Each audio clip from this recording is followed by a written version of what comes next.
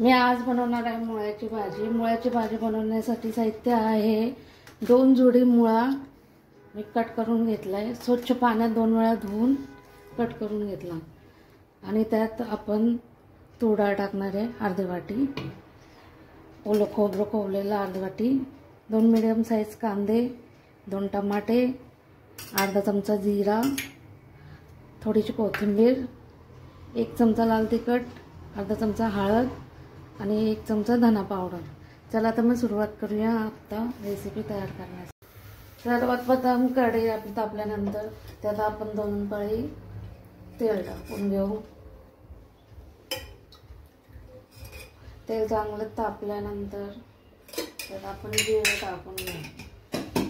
सर्वप्रथम तेल तापून घेऊ ते चांगलं, त्यानंतर आपण त्यात जिरे टाकू।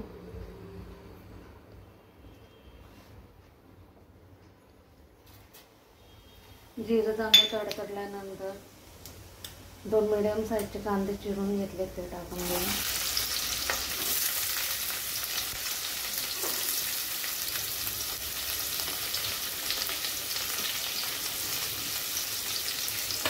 कांदा चांगला गुलाबी होईपर्यंत परतून घेऊया।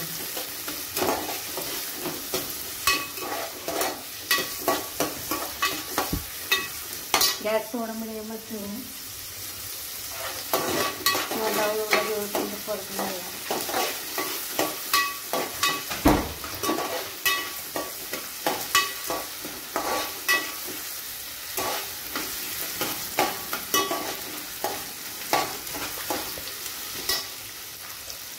यात आपण आता टमाटे टाकून घेऊ।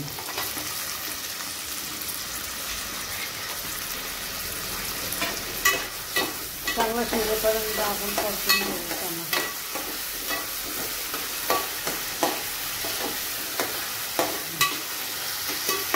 कांदा टमाटा चांगला परतून झाल्यानंतर यात आपण लाल तिखट, हळद आणि धने पावडर टाकून घेतो। हे पण सर्व मिक्स करून घेऊया।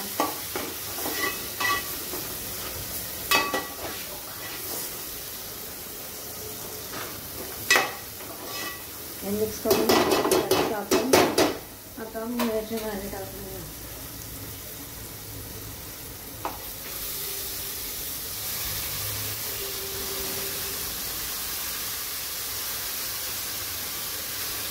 थोडी करून टाकून घेऊया आपण। एकदम नका टाकू, थोडं करून टाकू। कसं त्याला पाणी सुटतं, त्याला पाणी घ्यायचं आपण थोडं डाळून घेऊ।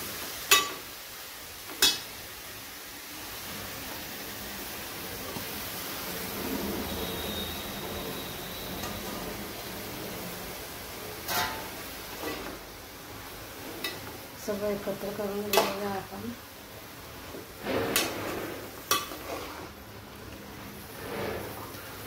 यातच आपण तूर डाळ टाकून घेऊ।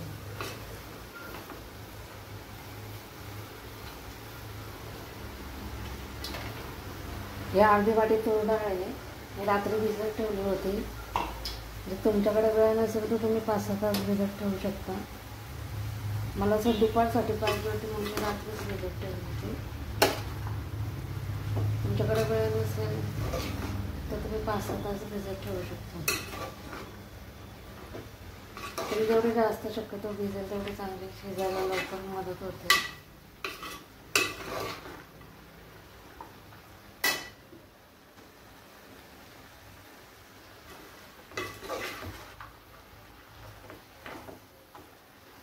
आता यावर आपण टाकून घेऊन शिजवून घेऊया 10 ते 15 मिनिटं मीडियम गॅसवर। झाकण ठेवूया मीडियम गॅसवर 10 ते 15 मिनिटं शिजवून घेऊया। सॉरी, मी मीठ टाकायला विसरली होती आपण, आणि तुम्हाला सांगायला पण विसरली होती।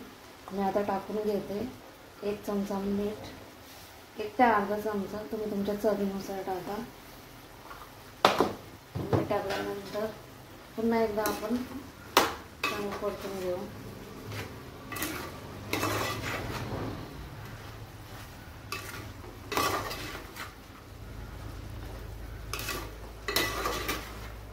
परतून झाले की पुन्हा आपण 5 मिनिटं झाकण लावून ठेवू. त्याचा अजून पाणी जिरपलं नाही आहे. त्याचं पाणी जिरपेपर्यंत परतून घ्यायचं आहे. पूर्ण पाणी जिरपून होईल तेव्हा समजायचं की आपली भाजी झाली आहे म्हणून. ही भाजी गॅसवरून त्या गॅसवर ट्रान्सफर करते कारण की मला पोळ्या करून घ्यायच्या आहेत.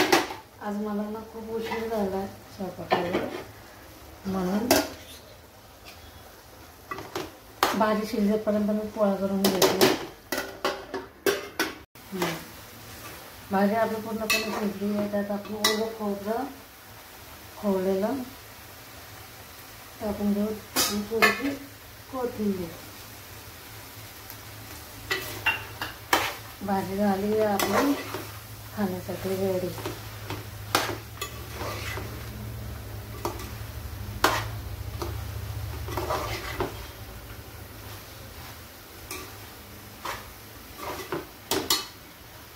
एका साईडला आपली चपाती पण झाली आहे करून. आता मला गरमागरम हे खाण्यासाठी द्यायचे कारण की आज खूप उशीर झाला आहे स्वयंपाकाला. चला तर मग माझी रेसिपी तुम्हाला आवडली असेल तर प्लीज लाईक शेअर आणि सबस्क्राईब करा. Okay bye.